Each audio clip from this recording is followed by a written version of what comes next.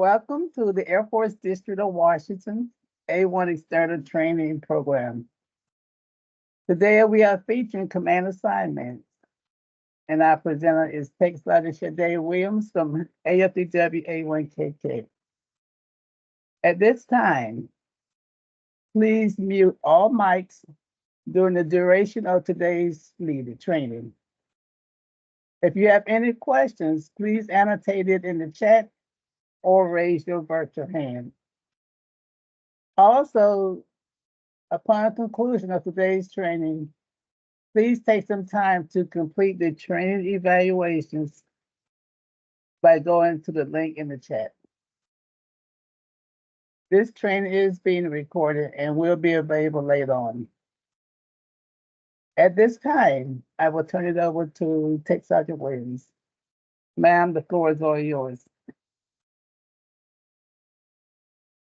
Thank you, Ms. Robinson. Good morning, everyone. I'm Tech Sergeant Williams, and I'll be going over an overview of command assignments. Okay. Okay. So this is what we're going to go over: CAP noms, STAR noms, return to service, and non-standard personnel actions, PRAP, and developmental special duties. So the CAP nom and STAR nom assignment program is they advertise and listed in officer positions by AFPC for regular Air Force members to work under the top 5 and top 6 positions, respectively.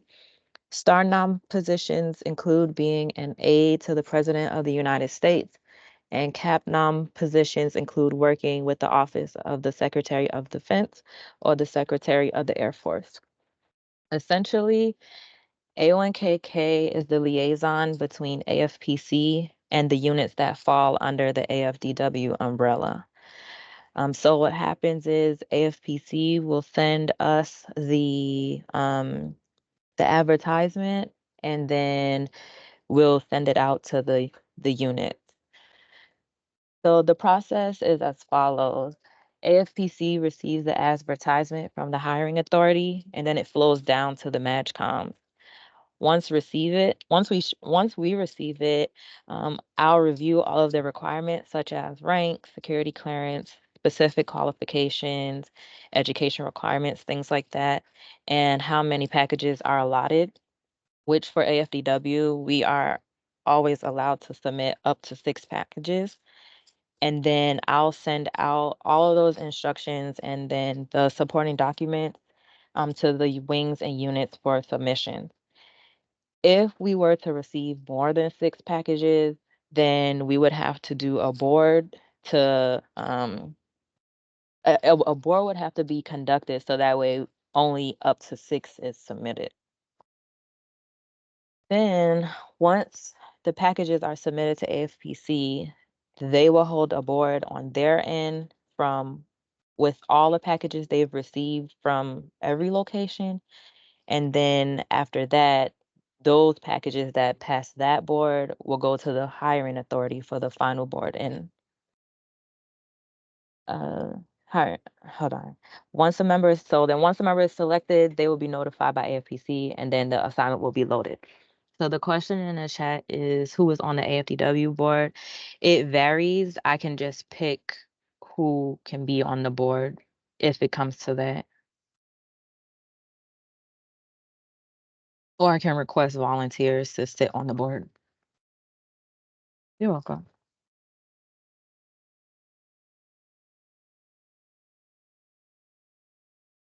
Any questions on CAP noms and STAR noms?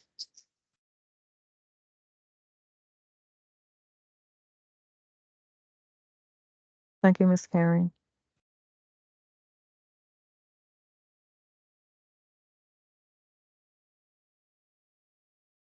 Okay.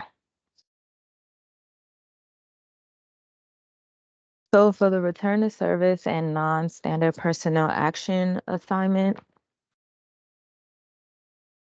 the return to service and non-standard personnel action program is a program that reassigns airmen that are relieved of duty for cause or not for cause whose organization is not attached to an Air Force MAJCOM and are not administratively assigned to a location with the Air Force commander.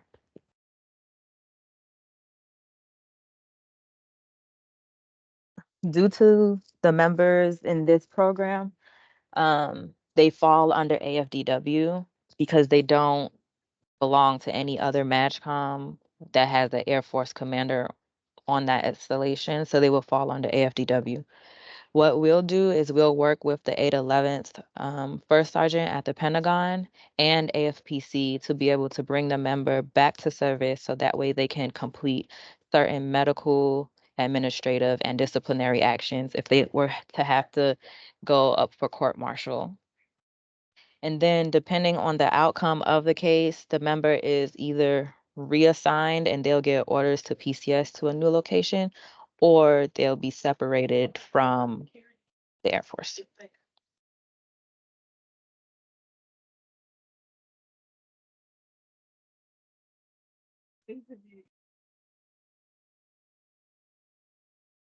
Any questions on RTS and non-standard personnel actions? So essentially for this program as well, we're the middle person. We just get the information, forward it to the Pentagon to see how can they assist. Once we get the information from the Pentagon, we'll send it to AFPC so that way they can load the assignment. And then AFPC will let us know, and then we'll let the current unit for that member know where he's going to go.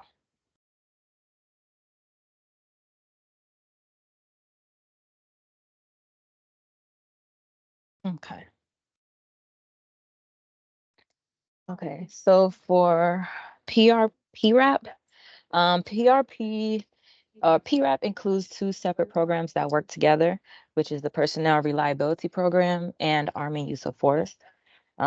Each base or each MAJCOM has a MAJCOM PRP manager, and we're all responsible for the administration of the program for the command and is the liaison between the different agencies regarding PRP.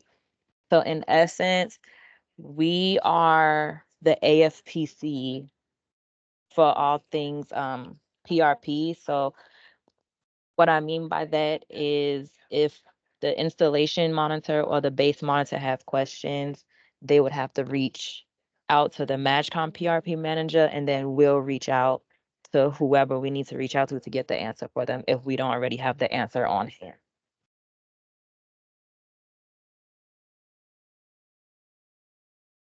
Both programs work together to ensure the security, safety, control, and effectiveness of nuclear weapons and are of paramount importance to the security of the United States. Members that fall under this program are certified and they are continuously evaluated to maintain their PRP status in order to demonstrate reliability when their duties are associated with United States nuclear weapons, nuclear command and control systems, material, equipment, and special nuclear material. So some bases, all bases should have a like a PRP monitor, but that doesn't necessarily mean that they have a nuclear mission on that location. So like, for instance, here on Andrews, I'm the MAJCOM PRP manager, but we do not have any nuclear anything happening on this base. However, that doesn't necessarily mean that we don't have people that are certified in PRP. For the armed use of force, those is usually our security forces members because they actually arm up and use weapons.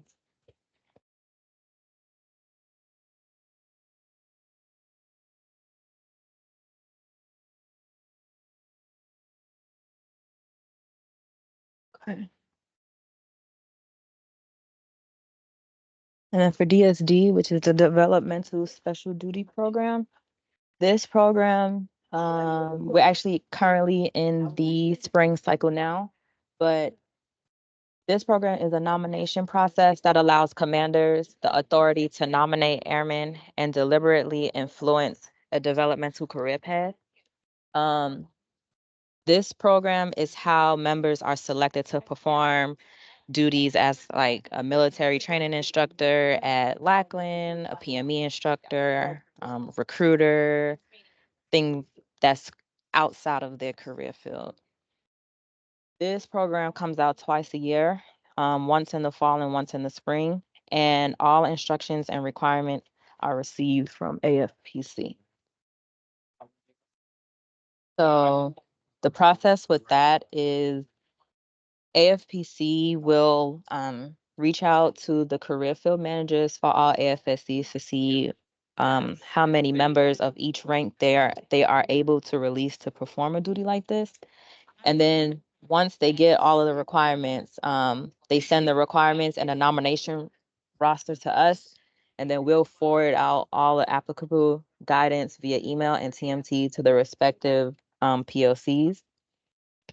We will review each roster that we receive from the unit to ensure that members are eligible for the positions that they're interested in being vectored for. So you only get two different vectors, a primary and a secondary. And although AFPC will send out a nomination roster that shows that you're eligible, 9 times out of 10, that roster isn't current as of when we would send the roster out, depending on how long it takes them to send it out to the MAJCOMs. So we would have to double check because things can change between when AFPC pulled their roster to now. Things like the member circumstances could have changed. They could have been eligible in the beginning, but something came up after the roster was pulled by them, and now they're ineligible.